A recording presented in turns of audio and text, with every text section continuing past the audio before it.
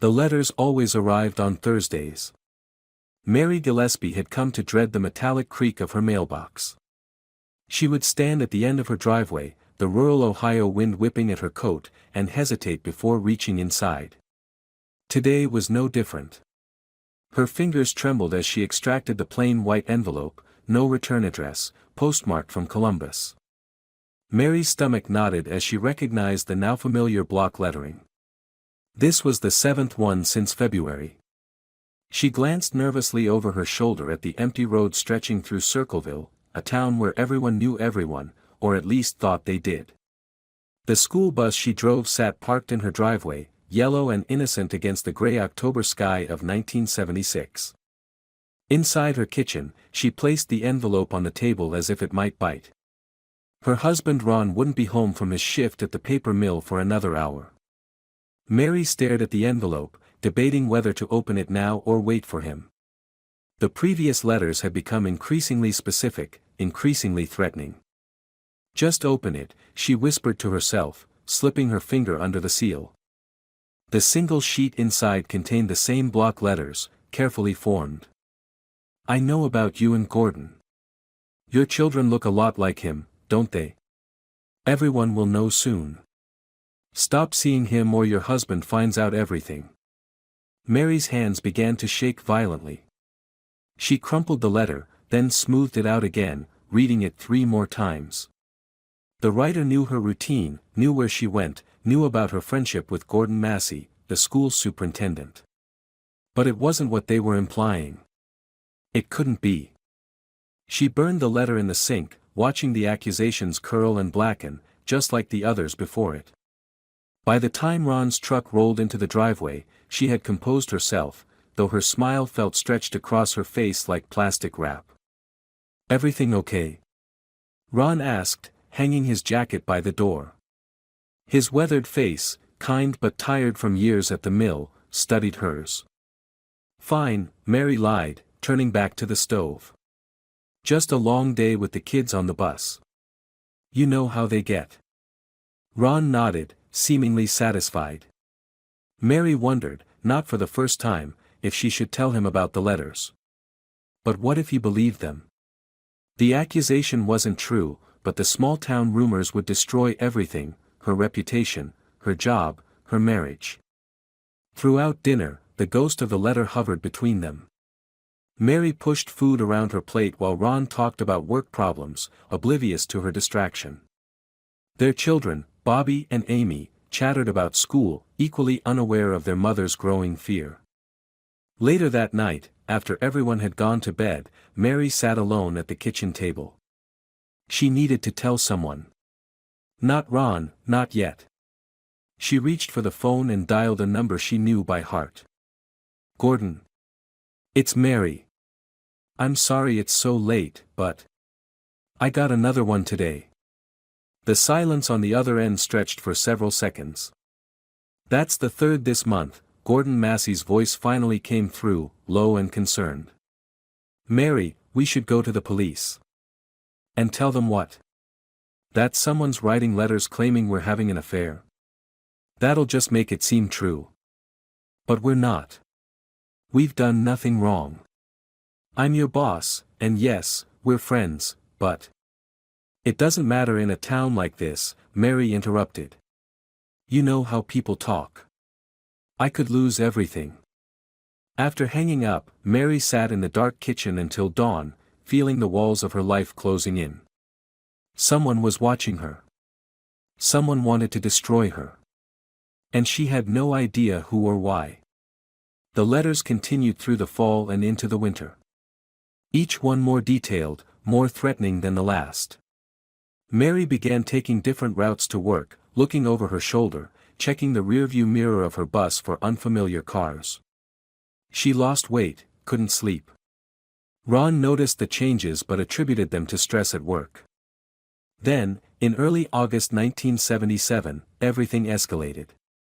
A letter arrived addressed to Ron Gillespie. When Mary came home from grocery shopping, she found Ron sitting at the kitchen table, the letter open before him, his face ashen. "Ron. Is it true?" he asked without looking up. No. Of course not, Mary rushed to his side. Someone's been sending me letters too, for months. I didn't want to worry you. They're just trying to cause trouble. Ron finally looked at her, his eyes searching her face. Why wouldn't you tell me? I was scared, she admitted.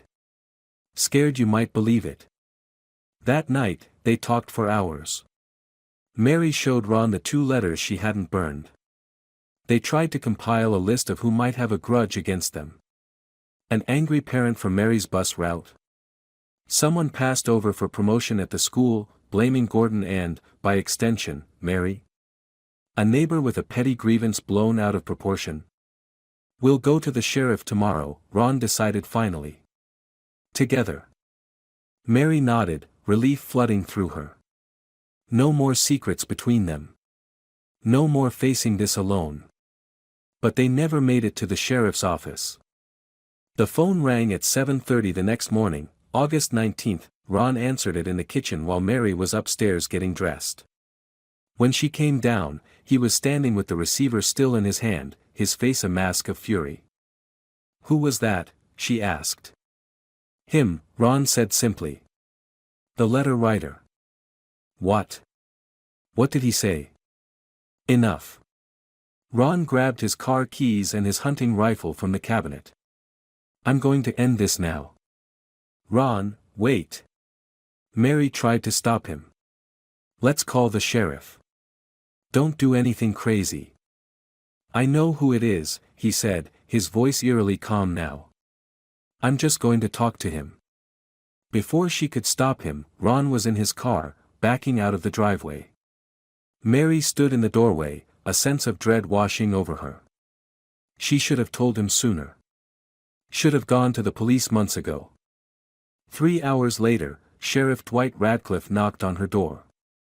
Ron's car had been found crashed into a tree on a rural road outside town. He was dead.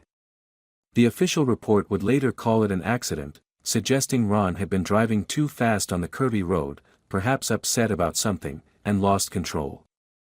But Mary knew better. The letter writer had somehow lured Ron out there. And now he was gone. She sat through the funeral in a daze, aware of the whispers, the sidelong glances. The entire town had heard the rumors by now. Even as she grieved, Mary could feel the weight of suspicion settling on her shoulders. The letters stopped for a few weeks after Ron's death. Mary began to hope that perhaps the writer had achieved their goal or grown afraid of the consequences. But on a cold Thursday in October, nearly 2 months after the funeral, another envelope arrived. I know what happened to Ron. Do you? Tell the truth or you'll be next. The investigation into Ron's death had been perfunctory. Rural car accidents weren't uncommon. The sheriff had found no evidence of foul play, though Mary had insisted someone must have run Ron off the road or tampered with his car. Without proof, her claims were dismissed as the desperate theories of a grieving widow. Mary's brother-in-law, Paul Freshour, Ron's older brother, became her strongest ally.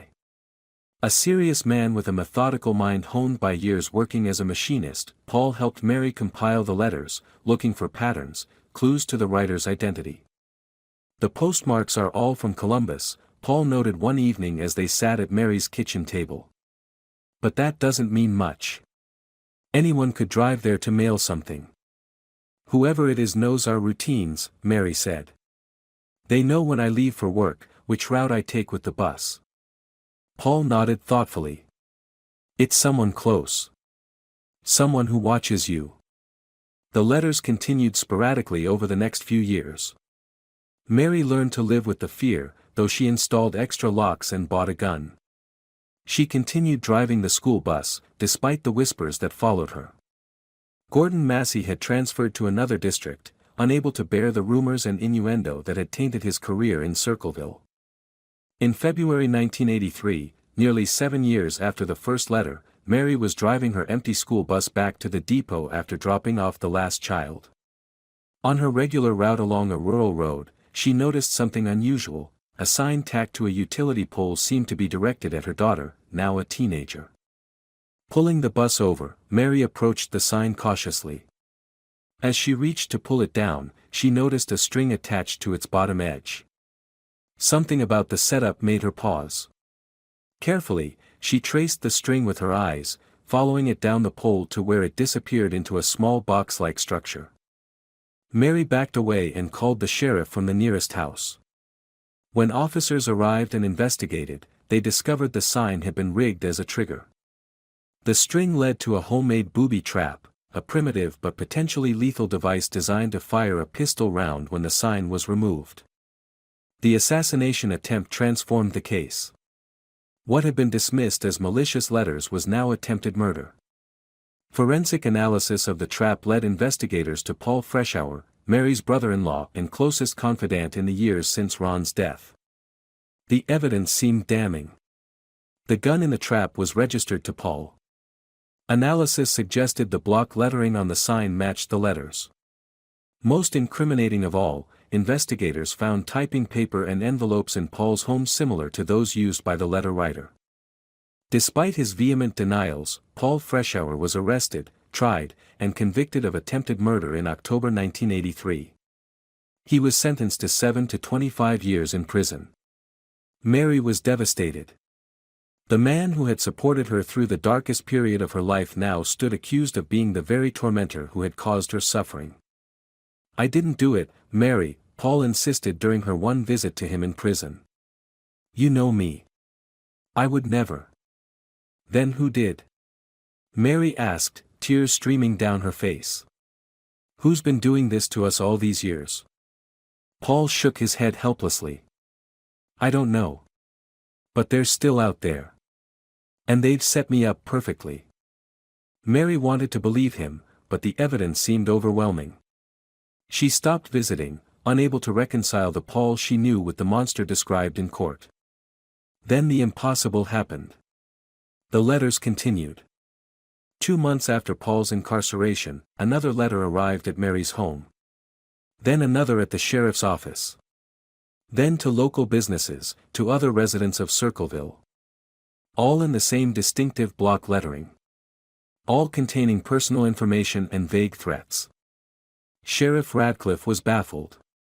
Paul Freshour was under constant supervision in the Southern Ohio Correctional Facility in Lucasville, with no mailing privileges. His cell was searched repeatedly, revealing nothing. Prison officials confirmed it was impossible for him to be sending the letters. One letter, sent to a local journalist investigating the case, read: "Sheriff Radcliffe knows more than he's telling. Ask him about Ron Gillespie's death again. Freshour is just a patsy."